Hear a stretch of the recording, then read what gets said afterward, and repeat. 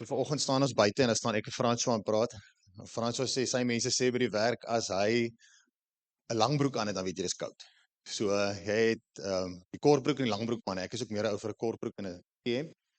En as dit nou so begin koud raak dan kom die langbroeke nou uit, maar dit het nou ewe skielik baie vinnig gebeur en ek dink wat nou ook gebeur is dat jy kry die somer en winter tipe. So dis nou is nou so vinnig koud raak, dit is nogals moeilik om so 'n koue oggend veral nou na 'n naweek waar daar 'n sport was en allerlei sulke dinge en ons Woester toe gery, dan is dit nogals moeilik om op te staan as jy nou moeg is om nou hiernatoe te kom. So ek wil julle net eer daarvoor en sê dankie dat julle gekom het vanoggend. Ek het gedink ons gaan so baie wees hier, so dit is my wonderlike voorreg om hier te kan staan. So vanoggend gaan ek die preekreeks van Evangelie onbeskaamd voortsit en hierdie is my nogal 'n onderwerp wat vir my baie na in die hart is. Ons het vanoggend in ons kring ook daaroor gepraat oor hoe belangrik dit vir ons is om by mense uit te kom en evangelie met hulle te deel. En Vrydag toe die eerste groot reën gekom het, toe speel ons golf. So ek en my beste vriend en nog twee van my baie ander goeie vriende het toe nou die tydsberekening bietjie verkeerd gekry daarso en toe ons nou 11 uur afslaan toe begin hy so motreë. Nou by Wellington se golfbaan draai jy hierso op die 54 gaan draai en dan kom jy terug. So die ouens nou een vir een van die baan begin afgaan. En hulle het nou gesê nee, dis nou net 'n geldinsameling geleentheid. Dis nou nie iets waar ons nou vir punte speel vreeslik nie. So die man het nou maar afgegaan en nie verder met die dag aangegaan nie, maar ons slaan toe die slegte gedeelte. Maar hy 9de bof daar agter en ons is in my lewe was ek nog nie so nat gewees en ek het rissies gejaag in die see. So ek was verskriklik nat gewees en terwyl ons nou klaar is, ons droog nou af, begin ons bietjie te gesels. En Jaco vra vir my oor vandag en hy vra vir my oor die preek en ek sê vir hom, weet jy wat, dit is asof die Here iets in my hart kom doen het waar ek net besef het daar's 'n dieper diepgang waar jy besef dat dit wat jy hier praat, kan jy nie net sommer net kom praat nie. Ek dink baie keer is daar mense wat preek en dan het ou so gewoond geraak om net deur die motions te gaan en te doen wat jy moet doen, dat jy nie regtig waar dink aan wat jy hier sê en wat jy moet doen en regtig by die Here gaan hoor wat jy moet maak.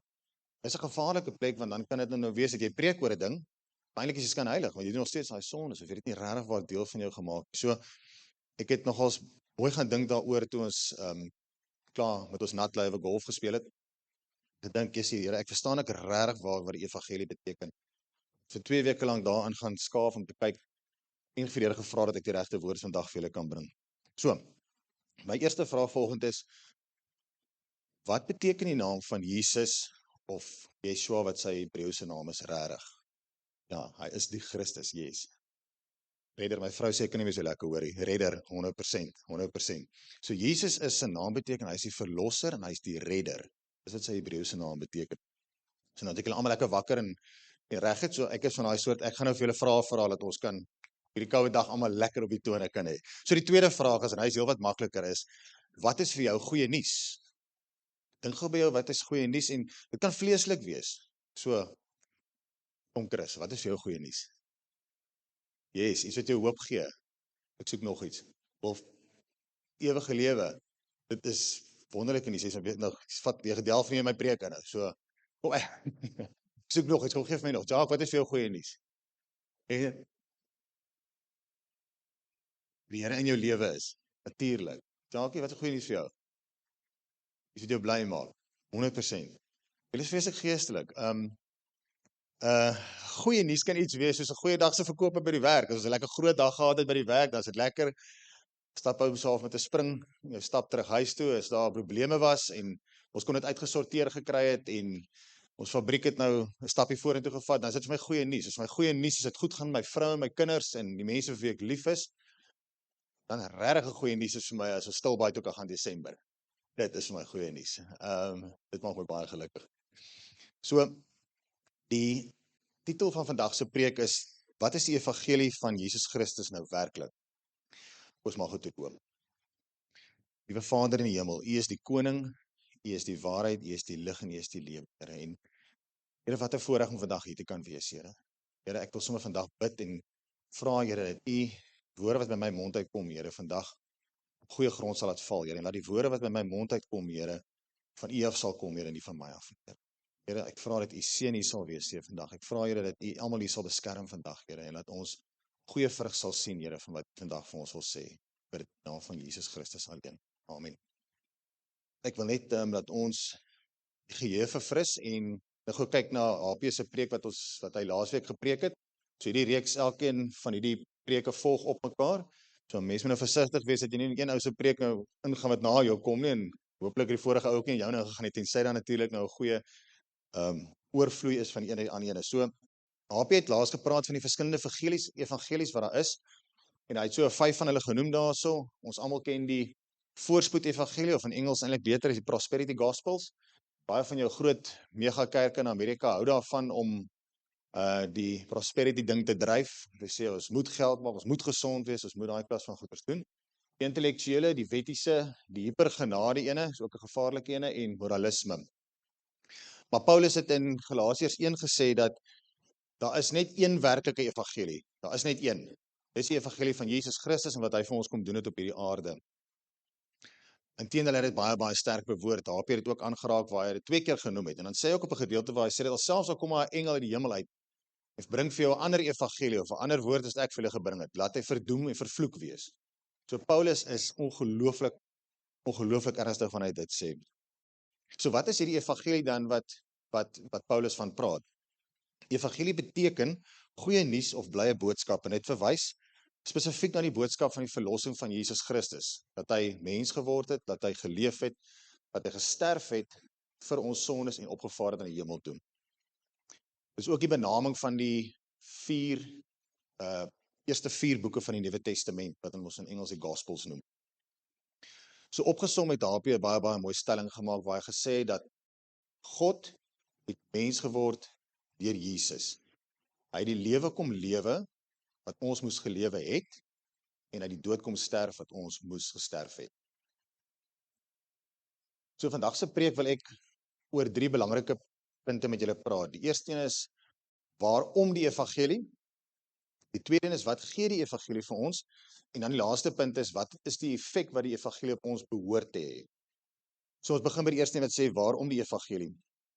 So God het van die heel begin af het hy geweet dat ons as mens gaan kort kom. Ons almal weet dat God weet alles, hy was voor tyd, hy's buite tyd. God het geweet ons gaan kort kom van die begin af. En ek glo ook daarom het hy sekere fases in die mensdom toegelaat, sodat ons kan sien waar ons tekortkominge is en dat ons Jesus nodig het. Dit alles begin by die begin waar Adam en Eva baie vinnig nadat hulle geskep is verkeerd gekies het. En ten spyte daarvan was God hulle genade gewees. In Genesis 6, net daai kortertjie daarna het God, alhoewel daar redelike groot tydsverloop tussen Genesis 1 en Genesis 6 is daar 'n gedeelte waar God sê dat die mens se hart is boos en die mens is sleg. En God was spyt gewees dat hy die mens gemaak het. Daarom het hy die groot vloed gebring. Hy het Noag en sy gesin uitgehaal, 'n handjievol mense, en hy het hulle gered sodat hulle weer die aarde kon bevolk het. En tydens hierdie vloed het God soos die ultimate reset knoppie gedruk. Alles skoon gemaak en van voor af weer begin. Dit was as gevolg van sonde gewees. En daarna in Genesis 11 kom die storie van die toring van Babel. Is weer eens waar die mens by die Here wou uitgekom het, hulle wou 'n toring gebou het om te kyk of hulle tot heel bo in die hemel kon kom. En God was weer eens genade gewees en hy het hulle net verwar deur hulle taal te mekaar te maak. Deur nie iemand doodgemaak het. En dan volg daar in Abraham, Isak en Jakob se tyd volg daar die Sodom en Gomorra gedeelte waar ons almal weet wat daar gebeur het en waar die stede verwoes is deur swaal en vuur, en God was weer eens vir Lot en sy gesin was hy genade gewees en hy het hulle uit daai situasie onttrek. So deur en deur was daar hierdie kere gewees waar daar sonde was en waar daar ingryping moes gewees het. En dan volg die gedeelte waar God se volk, die Israeliete, in slawerny is en die volk het uitgeroep na die Here om hulp, en die Here het vir hulle geluister en hy het vir hulle gehoor en hy het gesê, ons gaan vir Moses vat en ons gaan uit die land van Egipte uitbeweeg en ons gaan na die beloofde land toe gaan. Dan tydens daai tyd het God vir Moses teen die berg Sinaï opgeneem en hy het vir hom die wet gegee. Nou, ons almal weet hoe moeilik is die wet en ons weet dat al probeer, ons kan nog steeds onderhou nie. Saam het God ook 'n klomp rituele gegee waar mense van hulle sondes kon gewas geword het. Maar ek dink julle stem my saam as ek sê dat ons kan nie regtig deur ander bloed, deur ons sondes skoon gemaak word nie. Maar God het daai rituele gegee om dit te probeer kan doen. En die laaste gedeelte was dat die wet het God vir ons gegee en selfs dit kon ons nie onderhou het. Die mens kon dit nie onderhou het. So God het geweet, ergens gaan hy sy seun moet stuur om die perfekte offer te kan bring, sodat ons as mens gered kan word, sodat ons by hom kan wees. Paulus skryf in Romeine 3 vers 23 en 24, want almal het gesondig en dit ontbreek hulle aan die heerlikheid van God. So my punt wat ek vandag wil maak is dat as die mens aan homself oorgelaat word, en ek dink as ons na ons eie lewens kyk en ons kyk baie keer na kinders, dan is ons sondig. Ons is in sonde gebore, dit is hoe ons gemaak is, en ons gaan aan mekaar faal. Dit is wat gebeur. En alselfs al gee God vir ons 'n stel reëls of 'n klomp riglyne wat ons moet volg, dan hou dit miskien so rukkie en dan faal ons weer. My volgende punt is dat God is heilig en sonde kan nie in sy teenwoordigheid kom nie. Ek dink nie as ons besef altyd dit lekker nie en ek besef dit ook nie, maar ek weet vir 'n feit dat God is heilig en sonde kan nie in sy teenwoordigheid kom nie. En daarom het hy sy seun vir ons gestuur, ons mense wat swak en sondig is, sodat hy daai las op hom kan vat, sodat ons 'n verhouding met hom kan hê. Hy het as die plaasvervanger gekom, om regmaak dit wat ons self nie kon reggemaak. So in kort, ons almal is sondig, en ons is op pad na ewigheid toe weg van God se teenwoordigheid af. Maar Jesus het ons sondes op hom kom neem, sodat ons verlos kan word. En dit is die goeie nuus van die evangelie. So dit was die agtergrond gewees om waarom ons die evangelie nodig het. Ons moet dit besef en is belangrik. As mense nie 'n sonde besef het nie, dan gaan ons nie weet hoekom die evangelie so kragtig is en hoekom ons dit nodig het. So wat maak ons nou met hierdie inligting wat ons het? En wat staan ons nou te doen? So ons moet besef dat die evangelie goeie nuus is. Ons moet besef waarvan is ons verlos. Ons moet besef dat ons sondig is. As ons tot daai sonde besef gekom het en ons sê vir die Here, Here, ek glo met my mond en ek bely met my hart dat ek in U glo, Romeine 10 vers 9 en 10, sê die Here is ons gered. Tweede punt wat ek wil maak is, wat gee die evangelie vir ons, wanneer ons die Here aangeneem het en wanneer ons dit in ons harte het? Daar's 3 puntjies wat ek daar wil maak is, dit bring vir ons verlossing, en dit is die hele punt van die evangelie. Jesus Christus het vir ons verlossing kom bewerkstellig, sodat wanneer ons in sonde is, en hom aangeneem het, ons verlos gaan wees van 'n ewige verdoemenis en 'n ewige hel. En dit is die basis van die evangelie. Die tweede een is, en daarby wil ek so 'n bietjie stil staan, is vryheid. Johannes 8 vers 32 sê, en julle sal die waarheid ken, en die waarheid sal julle vrymaak. Johannes 8 vers 36 sê, as die Seun julle dan vrygemaak het, sal julle waarlik vry wees. Ek dink sommer in 2006, toe was ek so op die einde van my cricketloopbaan gewees. Cassie, was jy saam gewees toe ons op was, alweer die knie, alright, Cassie se knie is altyd stikkend. Maar Cassie het ons lekker cricket gespeel, en ons het as vriende het ons so gespeel, en ons het altyd, Barnes, ons hele klomp gewees, so saam gespeel het, en ons het regtig 'n goeie span gehad. En ek was so op pad uitgewees om te gaan race self met bote, maar toe sien ek, ons doen goed in die klap, en ons wen vir Maties en vir Brakkevel, en as ons nou so aanhou, dan is die kans baie goed dat ons na die klapkampioenskappe toe in Pretoria kan gaan. So, toe ding ons 'n bietjie deurgedruk, en gesê, ek gaan nog hierdie seisoen klaarmaak. Maar in daai September het ek ook my hart vir die Here gegee. Dit was die 3 September, en ek het al so 1 of 2 keer vir julle vertel wat alles daar gebeur het. Maar een van die goeters was, dat toe ek na bo is, en dit was 'n week of 2 nadat ek my hart vir die Here gegee het, het ek net besef, Here het sekere goed in daai oomblik met my weggevat. Ek kon nogals lelik gepraat het, en ek is glad nie trots daarop nie. En ook lelik praat mense baie keer oor die algemeen van ander mense. Mense kom nie eens agter nie, maar dis iets wat die Here nogals by my in my hart laat val, dat ons kan nie oor mense praat nie. Dit is heksery, verstaan, ons moet dit nie doen nie. Die Here het daai goeters my onmiddellik weggevat. En een van my grootste vrese of goed waarop bekommerd was, as ek nou hier staan en praat, en ek staan en praat lelik, en hier kom my pa of iemand om die draai wat ek voor respek het, en hulle hoor my, verstaan, en dan is daar, gaan daar 'n skewe kyke wees, of weet, jy gaan jouself verneder, of jy gaan nie daarop trots wees wat gaan gebeur, en dit was altyd vir my 'n bekommernis gewees, wat my half gebind het. En toe dit gebeur het, het daar sekere goed in my vrygekom en losgekom, iets bonatuurliks in my gebeur, toe ek besef het, dat as ek my hart vir die Here gegee het, en hy vat hierdie goed my weg, is ek vry. En ek hoef nie meer bekommerd te wees nie. Dis amper soos 'n skool of die baas wat jy inroep na sy kantoor toe, en dan die meeste mense, of 'n verkeerskonstabel, die meeste mense dink mos, as jy ingeroep word, nou is ek in die moeilikheid.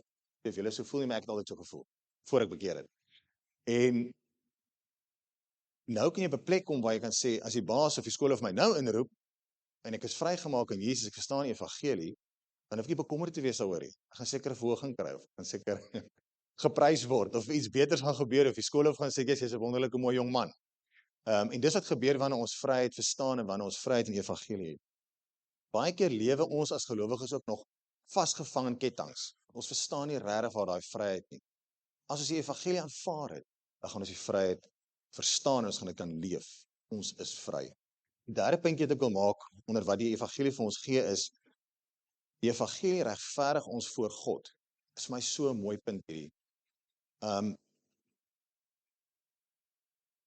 Wat beteken dit regtig waar om geregverdig te wees? Dit beteken dat ons staan voor God en ek het gaan opsoek om 'n bietjie dieper betekenis in dit te kan kry. Dit beteken ons staan voor God, ons is nie meer skuldig nie. Jy is geregverdig. In Hebreëus of in die Griekse woord, tetelestai is die woord wat aan die onderkant geskryf was in Jesus se tyd van 'n dokument wat vir jou vrygeskel het van enige skuld, of dit het gesê, jou skuld is opbetaal. Jou skuld is afgeskryf. En dis ook die woord wat Jesus aan die kruis geuiter het en gesê, is volbring, dis klaar. Dit beteken dat ons skuld en dit waarvoor ons skuldig bevind is afgeskryf, dit is verby, is opbetaal, is klaar. Dit is vir my so mooi. Ons staan geregverdig voor God, skuld is afgeskryf, is verby, hy het dit vir ons kom doen. Dan wil ek net gou op hierdie punt so 'n bietjie uitbrei, en hierdie is nou iets wat ons moet mooi luister, en ek moet my woorde nou mooi kies, en ek moet nou reg praat. Ons as gelowiges word baie keer bekeer ons. Dit beteken ons is dan gered. Soos ek net gesê het in Romeine 10, as ons met mond glo en ons hart glo, is ons gered. Ons gees is skoon gewas, ons is skoon voor die Here, hy sien nie meer ons sonde en Jesus Christus het dit op hom geneem. Maar baie keer is daar nou 'n pad, nie baie keer nie, behalwe as jy in die kruisgange saam met Jesus was die pad baie kort geweest tot jy in die paradys was, maar vir die res van ons wat bekeer het, moet ons nou daai pad uitstap tot die dag wat Jesus weer vir ons kom haal of tot ons dood gaan. En dis baie keer 'n pad wat ons nou bekeer het en 'n rukkie verder dan wil ons begin beweeg in van hierdie valse evangelies in. Dis nie ons skuld nie, dit is die vyand wat ons kom versoek. Ek dink altyd aan daai mooi fliek van die Pilgrim's Progress wat ons kinders kyk dit oor en oor en oor en oor. Daai hele fliek gaan oor die pad wat jy stap as gelowige tot jy eendag by die Here kom. En dit is nie 'n maklike pad nie, want ons lewens lyk nou anderste. Ons moet anderste wees. Nou baie keer kom die vyand en hy gee vir ons die evangelie van wettisisme byvoorbeeld en hy sal vir ons sê jy moet nou werk om nie jou verlossing te verloor nie. Ek mooi luister wat ek sê nou, want dit is 'n belangrike ding hierdie. Nou gaan ons in wettisisme in en ons gaan in werke en ons wil seker op sekere maniere doen. En dan faal ons, want ons is mens. Ons is sondig. Dan kom die duiwel en sê vir ons, kyk daar, jy's te min. Kan dit nie. Dan staan ons onder daai veroordeling. Die lekker woord daarvoor is condemnation. Ons 'n paar lekker Engelse woorde altyd wat dit goed so lekker raakvat. Condemnation. Dan is ons in condemnation, en ons sak terug en ons krimp in een. Maar dis een van die grootste leuns wat die duiwel vir ons kan kom sê, om vir ons te sê dat jy is nie waardig nie, jy kan dit nie doen nie. As ons die evangelie verstaan, dan gaan ons weet dat Jesus het klaar vir ons die prys betaal. Natuurlik gaan ons foute maak. Ons is mense. Maar wanneer ons vir die Here vra om daai foute vir ons te vergewe, en ons sê Here, ek wil graag beter, ek wil graag vir U volg en beter doen, dan gaan daai nie effek op ons hê nie. Ons moet ons fokus sit op die pad van heiligmaking. Wat beteken dit en hoe doen 'n mens dit? Wat ons moet doen is, ons moet tyd in die woord spandeer. Ons wil baie keer as gelowiges wil ons praat oor goeters en ons wil boeke lees, en ek het al baie getuienisse gehoor van dit waar mense boeke lees. 'n Boek gee nie vir die antwoord, daar's net een boek. Natuurlik is boeke aanvullend, en as mense wat sekere openbaring oor sekere goeters kry, en op 'n sekere tyd in jou lewe, dan is daar sekere plekke vir dit. Maar die woord van God is waar al ons antwoorde staan. As ons bid en ons spandeer tyd in die woord, dan stap ons daai pad soos dat Jesus wil hê ons saam met hom moet stap. Ek gaan net op 'n ander punt ook uitkom, wat dit ook verduidelik. Ek het al baie keer gehoor van mense wat bekommerd is hulle verlossing gaan verloor. En daar is twee elemente aan dit. Die ene is die backslide, daar's nie 'n lekker woord daarvoor in Afrikaans nie. Maar daar's mense wat backslide, en dis basies soos die verlore seun wat die pad byster geraak het. Hy het gaan stap en hy het 'n klomp verkeerde goeders gedoen, en hy het op 'n kol weer tot inkeer gekom. Hy weet wie die koning is sy pa gewees, en hy het die pad gestap, en hy het byster geraak, en hy het geëindig tussen die varke, en hy het besef, my pa is 'n welaf man, hy het my werk, hoekom sit ek hier tussen die pele rond en ek bors my lewe en ek het my geld uitgemors en ek het gefaal. En sy pa het vir hom gewag met ope arms dat hy moes teruggekom het. Dieselfde gaan vir ons. As ons die pad byster geraak het, beteken nie ons verlossing verloor nie. Ons het net die pad byster geraak. God wag vir ons met oop arms om terug te kom. Dit is maar basies weer bekering en sê, Here, ek is jammer ek het gefouteer. Ek maak reg weer met. En dis baie keer gebeur daar 2 of 3 sulke groot geleenthede op ons pad wat ons met hom het. Dan is daar die ander ene wat is dat ons die Here afsweer en dis die sonde waarvan die Bybel praat van laster teen die Heilige Gees. En as ons dit gedoen het, is daar moeilikheid. Eerste een is as ons nie 2 van hulle. Die eerste een is as ons nie die Here aanneem nie. Dan sê die woord vir ons, hy is vir altyd verlore. Iemand bring vir die evangelie, ons almal moes eers wat hier sit, moes eers die evangelie gehoor het, want ons het dit aanvaar, maar iemand bring vir ons die evangelie, in daai evangelie besluit jy, dis nie vir my nie. Jesus, dit is nie vir my nie. Woord sê dan is jy verdoem vir ewig. Die ander een het vir my verskrik hartseer en ek het dit 1 of 2 keer gesien al, dis 'n spesifieke ou in Wellington wat dit gesê het, dat hy het besluit, hy sweer Jesus af. Staan nie meer vir hom nie, hy het Jesus geken, hy sweer hom af, en nooit weer nie. En die woord sê ongelukkig, dan kan jy nie weer terug. En dit is 'n harde woord om dit te sê. En die rede hoekom ek dit sê is, dat sonde het 'n manier om in ons lewens te kan inkom. As ons hierdie deurtjie so bietjie oopmaak, en 'n bietjie oopmaak, en 'n bietjie oopmaak, dan maak dit 'n plek vir ons, vir die Satan in te kom. Hy het, soos net gepraat het in die hof, het hy legal right. Hy kan wettiglik in ons lewens inkom, en hy kan daai deur oper en oper en oper trek, tot ons later op 'n punt kan kom, waar ons moontlik Here kan afsweer. So wat moet ons maak? Ek sê dit vir myself, as ek fout gemaak het, of ek iets verkeerd gedoen het, kwaad geraak, iets gesê wat ek nie moes gesê het nie, sê ek, Here, Heilige Gees, help my asseblief, dat dit wat ek nou verkeerd gedoen het, dan wys dit vir my uit. Dan praat die Heilige Gees met ons. Soms vra, sal die Here vir ons gee. As ons vir die Here sê, Here, help my asseblief dat ek hierdie pad sal regstap, soos U wil hê ek het moet stap, dan sal hy dit vir ons doen. Hy het ook vir 'n vrou gegee, wat baie keer vir jou sal uitwys waar daar sekere swakpunte en swak plekke in jou lewe is. Dan gaan jy terug en jy sê, Here, ek is regtig jammer vir U. Vergewe my asseblief. Was my skoon met U bloed, Here. Ek gaan beter doen. Daar sit ook 'n mate van dat ons moet ook as mens probeer. Ek praat nie van werke wat vir ons iets gaan wen nie. Ons moet ook kan sê, as ek beter weet, dan doen ek beter in gehoorsaamheid. So dit was nou 'n swaar punt wat ek nou gemaak het.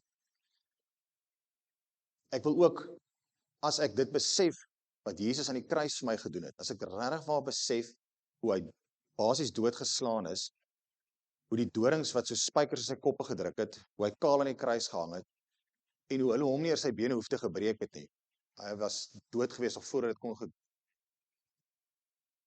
En as ek dit kan besef, en ek kan besef wat hy daar vir my gedoen het, dan wil ek nie in sonde wees nie. Ek wil nie die goeters entertain nie.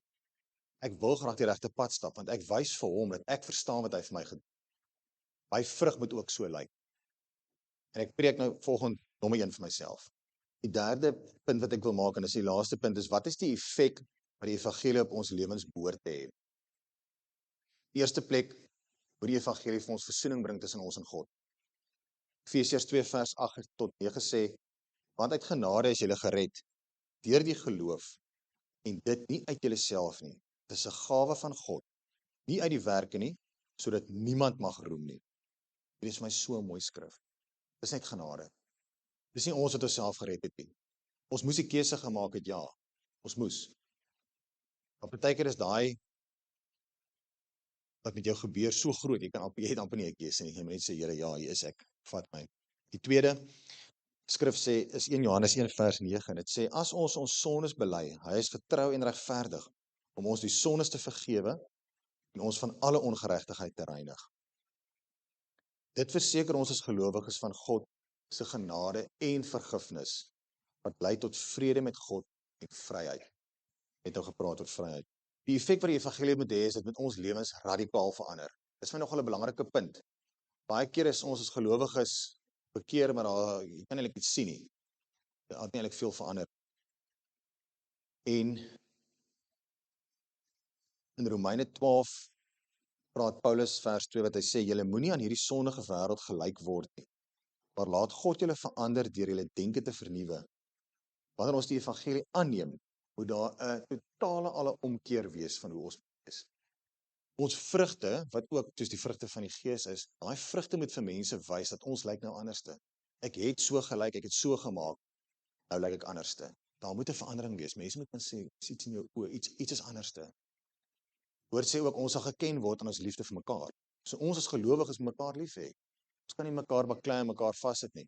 Ja, ons is sondige mense en ja, partykeer kom daai ding uit die vlees uit in ons op, maar die woord sê, gee ons 'n opdrag, ons moet mekaar lief hê. Volgende punt is, die evangelie het tot gevolg disippelskap. En ek dink baie keer raak mense nie mekaar met disippelskap, jy dink, moet ek iemand disipel, of was Jesus 'n disipel, daar's baie keer 'n bietjie raak uit die mekaar, en ek het sommer net gou weer die definisie daarvan gaan opsoek, net om seker te maak, ek is op die regte bladsy. Disippelskap is 'n lewenslange proses om Jesus Christus na te volg, by hom te leer en sy karakter aan te neem. Die evangelie roep ons vir 'n lewe met disippelskap met Christus, waar ons leer by hom, waar ons hom volg en waar ons agter hom aangaan. Daai eerste 4 evangelies waarvan ek net gepraat het, is waar ons Jesus se lewe spesifiek sien en waar hy spesifiek praat en waar hy byvoorbeeld die bergrede het en waar sy disippels aanteken wat hy doen. En ek het daai skrif so jaar terug omtrent ek die skrif gelees waar Jesus gesê het vir die mense gesê het, gaan weg van my af, want ek ken julle nie. Dan sê die mense vir hom, maar Here, ons het dan bose geeste uitgedryf, ons het dan in u naam wonders en tekens gedoen. Sê die Here, maar gaan weg van my af, julle ken my nie. Ek het my staan kruis met hoendervleis nou. Waar ek gedink het, Here, ken ek u regtig? As ons besig met kerkie binne en ons worship en ons sing en ons probeer regtig goeders doen, ken ons Jesus regtig? En ek het daai evangelies gevat en ek het vir hulle gelees sodat ek regtig waar Jesus se karakter kan verstaan. Dink so daaraan, as Jesus nou op die wolke moet kom, kan ek so staan en sê, Here, u het teruggekom, u is my koning, ek ken u en u ken my. Of gaan dit wees, ons het onsself besig gehou met kerk speel, maar ons nie regtig waar vir Jesus geken nie. Die aanvaarding van die evangelie sal tot gevolg hê dat ons heilig gemaak word deur die Gees. Galasiërs 5:16 sê, ek sê egter, laat julle lewe steeds deur die Gees van God beheers word. Dan sal julle nooit soeg voor die begeertes van julle sondige natuur nie. As ons gevul is met die Gees, vra vir die Here regtig waar dat sy Gees in ons moet wees, dan sal sy Gees ons lei. Ek kan daarvan getuig. Hy sal met ons waarsku en hy sal vir ons praat en hy sal ons waarsku en wanneer ons praat sal ons weet nou iets reg of iets verkeerd gaan kom. Die vraag is net altyd, luister ons na hom, tree ons in gehoorsaamheid op, wanneer ons sy stem hoor of besluit om iets anders te doen. Galasiërs 5:25 sê, ons lewe deur die Gees, laat die Gees nou ook ons gedrag bepaal. So wanneer ons deur die Gees laat lei, dan moet ons gedrag ook so lyk. Ons het gister Woester toe gery vir Wilmie se eerste netbalwedstryd. Nou Wilmie is nou graad 1 en ek en Marley het so 'n bietjie daar agter in die tuin met haar geoefen, 'n paar balle gegooi en dan sê sy Wilmie kom uit. Nou, ek en Wilmie ek en Marley is met 3 koppe langer as sy, so dis nou 'n bietjie moeilik om uit te kom om die bal te kry. Nou is ons maar 'n bietjie op ons sene wees om net te gaan kyk wat nou in Woester gaan gebeur en ons ry nou die hele span ry nou hier deur. Ons gaan nou 'n bietjie netbal kyk.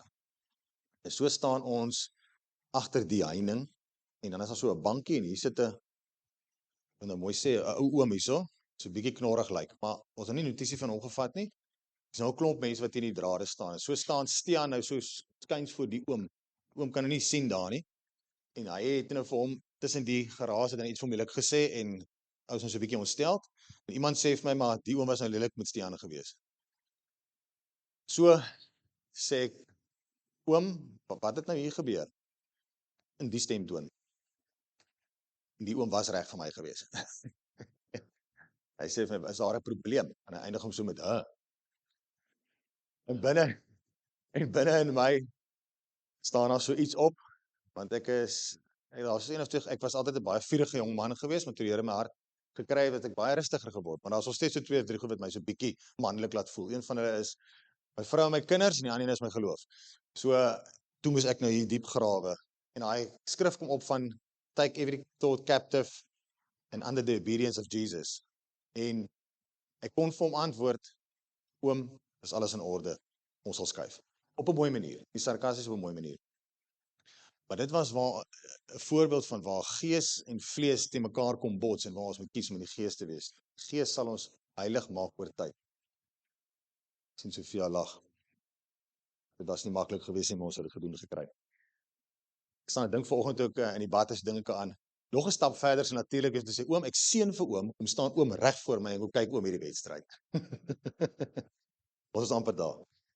Die laaste gedeeltetjie is Romeine 8 vers 14 en dit sê, almal wat hulle deur die gees van God laat lei, is kinders van God. Dit bevorder 'n lewe wat deur die Heilige Gees gelei word, wat vir ons gaan geestelike groei gaan bring en vrug. Die tweede laaste puntjie hierso is, dit gee vir ons geestelike autoriteit. Ons as gelowiges beweeg nie baie keer in die geestelike autoriteit wat Jesus Christus vir ons gegee het na sy dood. Efesiërs 2 vers 6 sê, ja, in Christus Jesus het hy ons saam met hom opgewek uit die dood en ons saam met hom plek in die hemel gegee. Ons word bemagtig as gelowiges om bose geeste en aanvalle wat van die gees af kom, te kan teenstaan en te kan beveg. Ons het die autoriteit gekry in Jesus Christus om hierdie goeders te kan aanspreek. Ons moet kan bid vir mense hulle genees. Ons moet kan bose geeste uitjaag en ons moet kan bid en ontvang. Johannes 4 sê dit vir ons. Die evangelie laat vir ons ook 'n nuwe lewenspad stap. Pad wat ons nou stap is 'n ander pad wat ons gestap het. Dit inspireer vir ons om 'n lewe van liefde en diensbaarheid en 'n verhouding met God te hê wat vir ons gekenmerk sal word aan ons lewende geloof wat ons het. Ons fokus moet wees op die ewige lewe eendag en om daai goeie nuus en goeie boodskap vir ander mense te kan gee. Marlie vertel vir my die week 'n mooi storie. Eintlik soos 'n verhaaltjie wat sy geskets het, waar sy sê dat as jy op 'n boot sit en iemand kom nou toe aangestap en hulle sit 'n lewensreddingsgordel in jou hand, dan gaan jy nou half wonder oor wat nou hier aangaan en jy gaan miskien die ding aansit. Nou so rukkie dan die goeds maar ongemaklik, dan druk dit ons nou snaaks, die wat al een aangehad het, dan haal jy hom af en sit jy hom neer. Maar as iemand in jou aan toe gestap kom op daai selfde boot en hy gee vir jou 'n lewensreddingsgordel en hy sê vir jou, jy beter hierdie ding aansit, hierdie skip is besig om te sink. Wat gaan jy maak? Jy gaan daai ding vat en jy gaan daai knippies almal so mooi vas aan mekaar druk onder deur en jy gaan hom knoop en jy gaan hom vashou. Want hierdie is jou boei. Hierdie is as hierdie skip nou afgaan, is hierdie ding die ding wat gaan maak dat jy gaan dryf en jou lewe gaan verloor nie. Dieselfde gaan vir die evangelie. As ons daai evangelie gekry het van Christus, dan is dit ons lewensreddingsgordel. Dis vir hom wat ons moet so omarm en seker maak ons hou dit. Dis dit wat ons moet seker maak dat ons dit nie laat gaan nie. Dis die goeie nuus. Eendag is eendag, dan gaan die einde kom. Einde van die wêreld gaan kom. Het sy jy doodgaan, het sy Jesus ons kom haal. En dan is die evangelie, is ons reddingsgordel. Sluit af met hierdie gedeelte. Baie Christene, gelowiges lewe uit 'n plek van onsekerheid en skuldgevoel. En die vyand gebruik dit om ons te neutraliseer, ons krag weg te vat, maak ons kragteloos.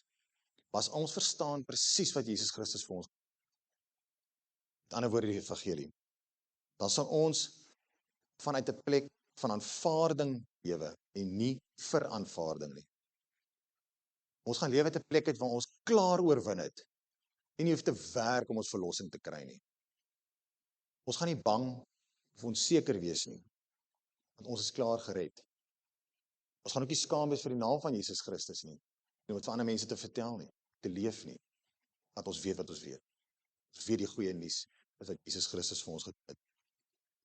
En maar hier gestaan vir my so 'n kort stukkie, wat sê, to travel through the desert with others, to suffer thirst, to find a spring, to drink from it, and not to tell the others that they may be spared, is exactly the same as knowing the gospel, not telling others.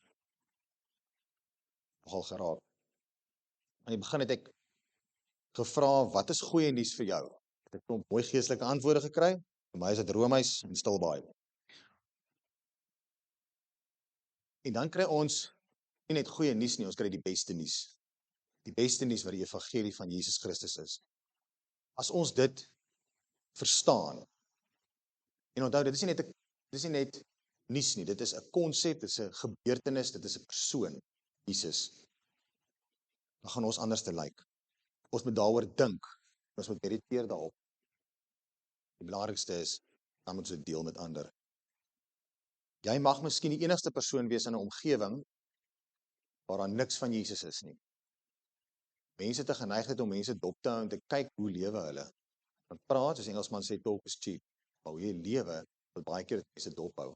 Jy mag miskien die enigste persoon wees wat die evangelie verstaan en dit gaan uitleef vir iemand anderste kan help sodat hulle dit kan aanneem, gered kan word om eendag by die Here uit te kom. Ons maak toe die oom. Liewe Vader in die hemel, ons wil vanoggend vir U so kom dankie sê, Here, vir hierdie wonderlike voorreg wat ons kan hê om hier te wees, Here. Here, baie dankie dat ons U goeie nuus kan gehoor het, Here. Here, dankie dat U die goeie nuus vir ons gebring het in Jesus Christus. Wat vir ons sondes kom sterf aan die kruis.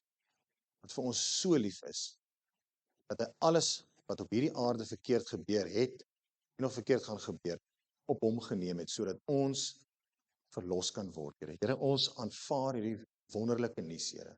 Here, ons maak hierdie wonderlike nuus deel van ons lewens, Here. Here, en ons is so diep dankbaar daarvoor dat U dit vir ons gegee het. Here, ons vra, Here, dat U vir ons dit deel van ons harte sal maak. Here, dat ons evangelistiese lewens sal lei, Here. Here, dat ons met mense sal praat, Here. Dat mense in ons lewenswys aan ons vrug kan sien, Here, dat ons U ken, dat ons vir U volg. Dankie vir die wonderlike voorreg. Dankie dat ons vrygemaak is, Here. Dankie dat ons geregverdig is voor U, Here. Dankie, Here, dat U vir ons so lief het, Here. En dat U ons wil beskerm, Here, en die pad saam met ons wil stap, die verhouding met ons wil hê, Here. Here, mag ons uitgaan, Here. Mag ons lewens getuig, Here, dit wat ons verstaan, Here. Here, dat ons regtig wel moeite met U saam, dat mense sal kan sien, hierdie persoon ken vir Jesus. Hierdie persoon is toeganklik, hierdie persoon weet iets wat ek nie weet, hoe is anderste. Help ons in dit, Here Jesus. Here, ek vra, Here, dat U seën op elke persoon hier binne sal wees, Here. Ek vra, Here, dat die evangelie, Here, in 'n diep plek binne hulle harte sal gaan sit. Here, sodat ons kan gaan, Here, en die wêreld vir U kan verander. Ons bid dit in die naam van Jesus Christus alleen.